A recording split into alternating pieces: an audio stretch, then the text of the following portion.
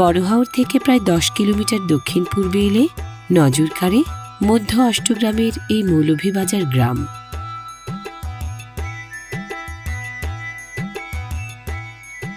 মৌলভীবাজার গ্রামে যেমন হাওর থেকে আসে দুধের চালান, তেমনি বাড়ি বাড়ি থেকেও সংগৃহীত হয় দুধ।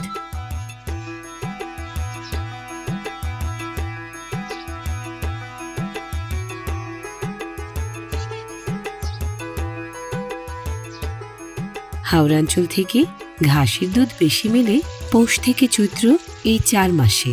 তাই চালান আসা দুধ দিয়ে এ সময়টায় পনির তৈরিরও ধুম পড়ে অষ্টগ্রামের গ্রামে গ্রামে।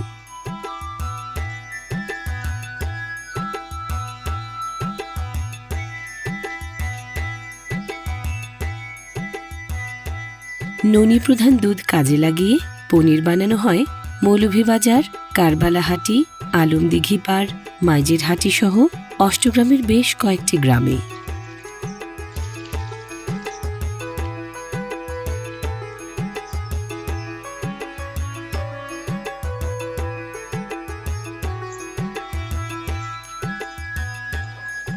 দুধ সংগ্রহ সহ পনির তৈরির ধাপভিত্তিক প্রতিটি কাজে এখানকার নারীরাও সমান তালে শ্রম দেন পুরুষের সাথে পাল্লা দিয়ে।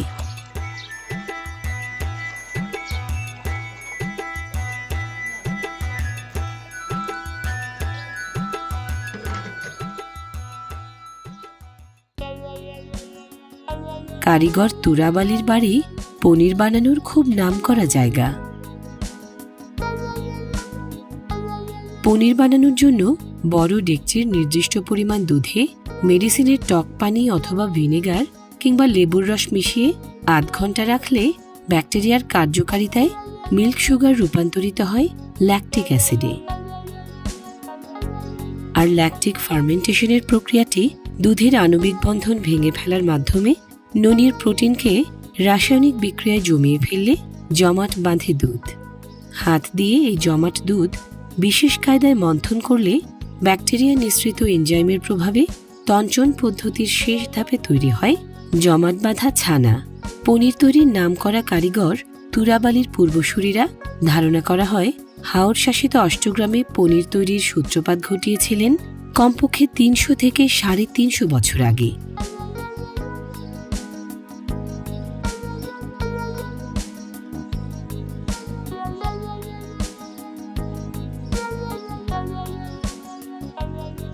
সাধারণত 10 লিটারের মতো দুধ ব্যবহার করলে 1 কেজি ওজনের পনির তৈরির জন্য দরকারি ছানা পাওয়া যায়।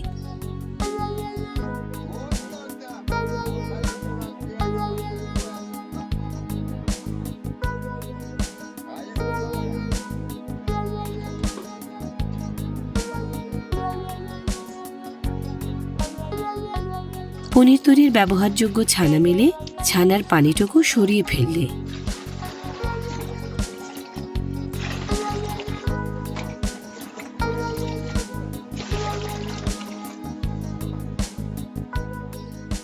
অষ্টগ্রামে পনির তৈরির সূত্রপাত নিয়ে নানা গল্প, নানা মত। কারো কারো ধারণা ঈশা খাঁ মানসিংহের যুদ্ধ চলাকালে অষ্টগ্রামের কাস্তুলে এসে ছাউনি গড়া মোগল সেনাদের একাংশ হাওরে ঘুরতে এসে জিরাতি কৃষকদের ছানা তৈরিতে সাহায্য করার সময় ঘটনাক্রমে তৈরি করেছিল সুস্বাদু পনির।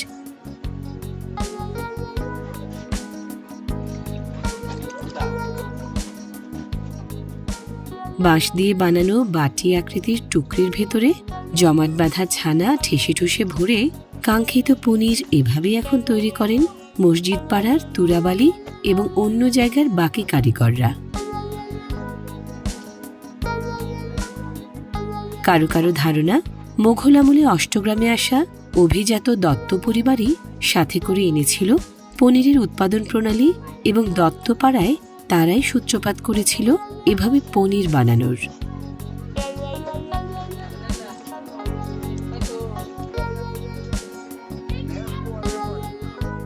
খাঁটি দুধের সবটুকু ননি ব্যবহার করায় অষ্টগ্রামের ফুল ক্রিম পনির যেমন বিশ্বমানের, তেমনি স্বাদ ও ঘ্রাণে দেশ সেরা।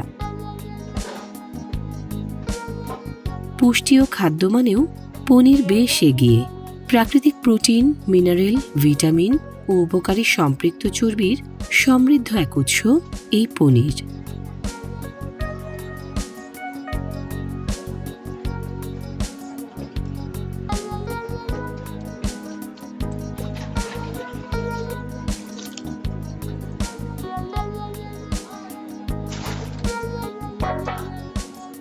বাঁশের টুকরির মধ্যে জমে শক্ত হয়ে যাওয়া পনিরের গায়ে বাঁশের বেতির দাগ বসে যাওয়ায় আলাদা কোনো নকশা আর লাগে না।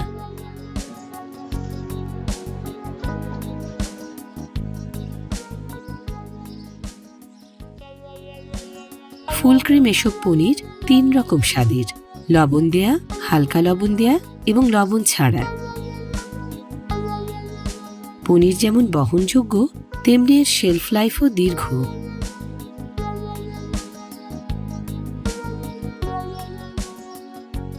কিশোরগঞ্জে পনিরের বার্ষিক উৎপাদন কম বেশি 150 টনের মতো। অষ্টগ্রাম দৈনিক যোগান দেয় 150 কেজিরও বেশি।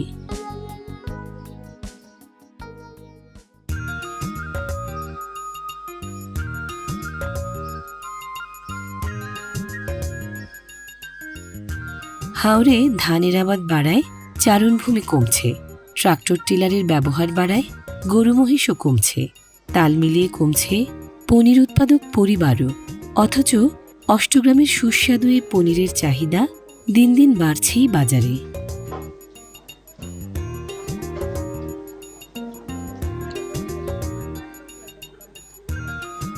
অষ্টগ্রামের পনিরের জনপ্রিয়তা নতুন নয়। দিল্লির মোঘল বাদশারা অষ্টগ্রামের পনির পছন্দ করতেন। ব্রিটিশ রাজপরিবারের চাহিদা ছিল এর। কদর ছিল দেশীয় নবাব ও জমিদার পরিবারগুলোতেও। কদর কমেনি হাল আমলের বঙ্গভবনেও।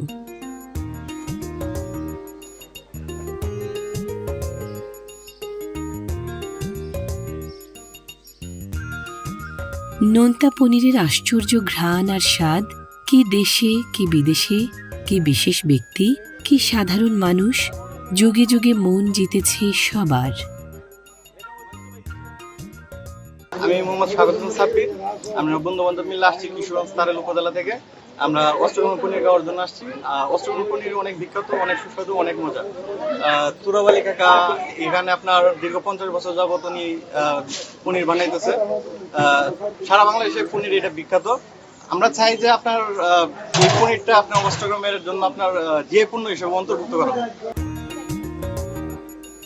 হাওর বাউর মাছে ভরা, কিশোরগঞ্জের পনির সেরা।